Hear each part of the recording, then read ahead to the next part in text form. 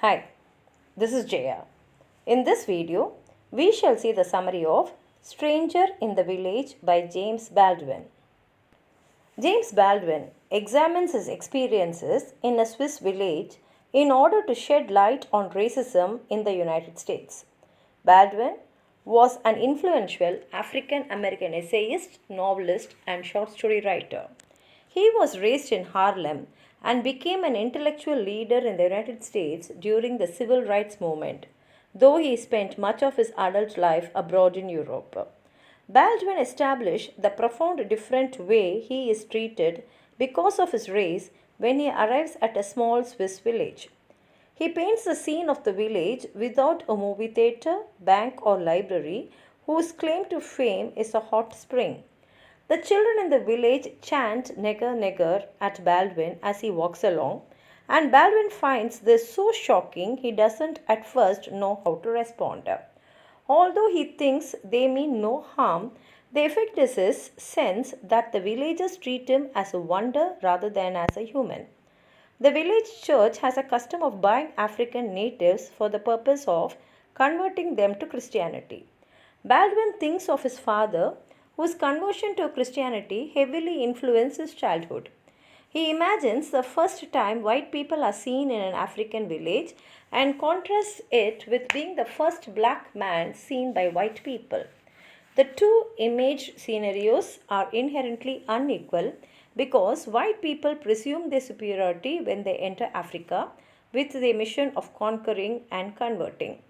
Baldwin explores how the villagers treat him in order to emphasize the more complex relationship between white and black Americans. These villagers know nothing of America, yet they are innately part of Western civilization, which endows them with authority and privilege, however unconscious. They can never understand the rage felt by the oppressed, which Baldwin says is both useless and inevitable. This rage stems from white people's refusal to recognize black people's humanity. Baldwin emphasizes the fact that white people's ignorance in this matter is willful. They find it easier to remain ignorant than face the crimes committed by their ancestors, neighbors, and selves. White people don't want to be hated, but they also don't want to lose their privilege. In response to their conflicting desires, white people have created myths about the character and inhumanity of black people. They see black people as beyond salvation. Baldwin argues in an attempt to remove those moral contradictions from their conscious awareness. Baldwin returns his focus to the Swiss village, says that he remains as much a stranger in the village in the narrative present as he was when he first arrived. He describes how the villagers have shifted in their approaches to him.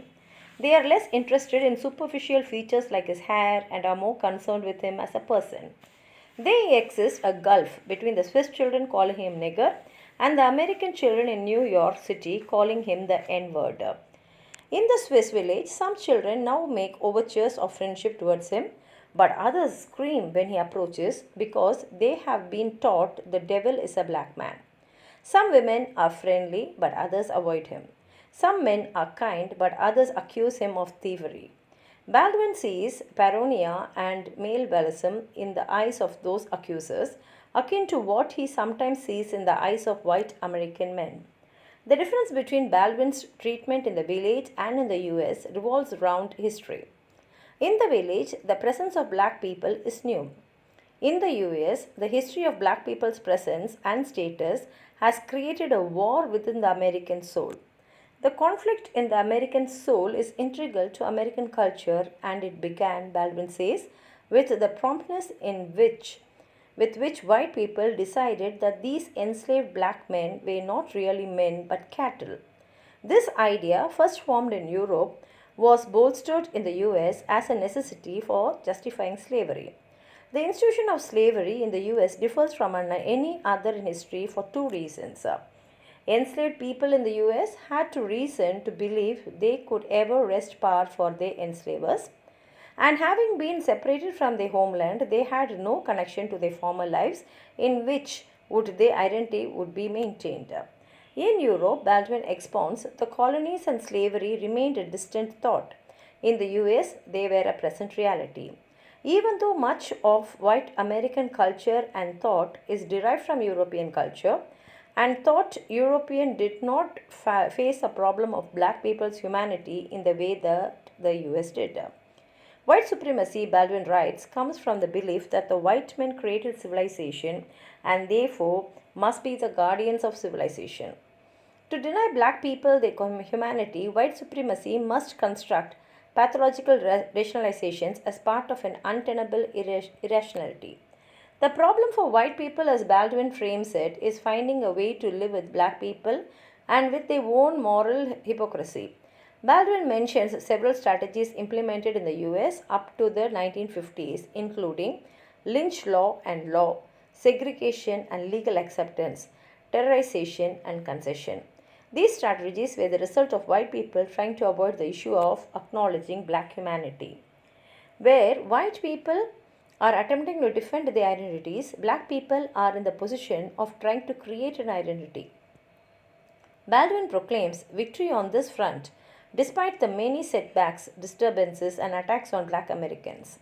Black Americans aren't visitors to the West, but American citizens. They belong to the US as much as white people do. Black people bring a unique and invaluable perspective to the Western world. While the black American identity was shaped by a complete estrangement from its past, many white Americans wish to return to a state from their history in which black people weren't a part of their conscious awareness. Baldwin calls this idea of recovering the European innocence an illusion. Trying to retain innocence in this way changes one into a monster. Both black and white people have been fundamentally changed by their relationship in the US. No American can look at black people as strangers the way the Swiss people, villagers, look at Baldwin. The US is not white but mixed race, Baldwin concludes, and its inhabitants must recognize this fact in order to move forward. This is a short summary of this A Stranger in the Village. If you have anything more to add on, please write it in the comment box. Like the video, share it with your friends, and if you have not subscribed my channel, please subscribe and support. Thank you.